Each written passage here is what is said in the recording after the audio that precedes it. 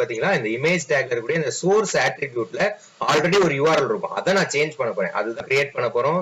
Function வந்து script டேக்ல இருக்கணும். ஃபங்க்ஷன்ங்கிற கீவேர்ட், ஃபங்க்ஷனோட நேம், எம்டி parenthesis. ஸோ இந்த ஃபங்க்ஷன் ஒரு வேரியபிள் கிரியேட் பண்ண போறேன். அந்த வேரியபிள் நேம் வந்து u_image வச்சுக்கிறேன்.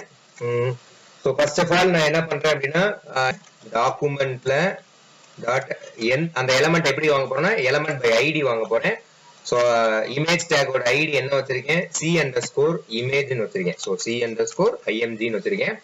ஸோ அப்ப அந்த எலமெண்ட்டை இப்ப நான் கெட் பண்ணிட்டேன். ஓகேவா, எலமெண்ட்டை கெட் பண்ணிட்டு நான் இப்ப என்ன பண்ண போறேன், u_imgல அந்த எலமெண்ட்ல srcங்கிறது சோர்ஸ் ஆட்ரிபியூட். ஸோ அதை நான் சேஞ்ச் பண்ண போறேன். இந்த சோர்ஸ்ல என்ன கொடுக்க போறேன் அப்படின்னா இமேஜ் ஸ்லாஷ் அந்த இமேஜ் நேம் டாட் எக்ஸ்டென்ஷன் கொடுத்துட்டு சேஞ்ச் இமேஜ்ங்கிறத கிளிக் பண்ணோடனே வேற இமேஜ் மாறிடுச்சா.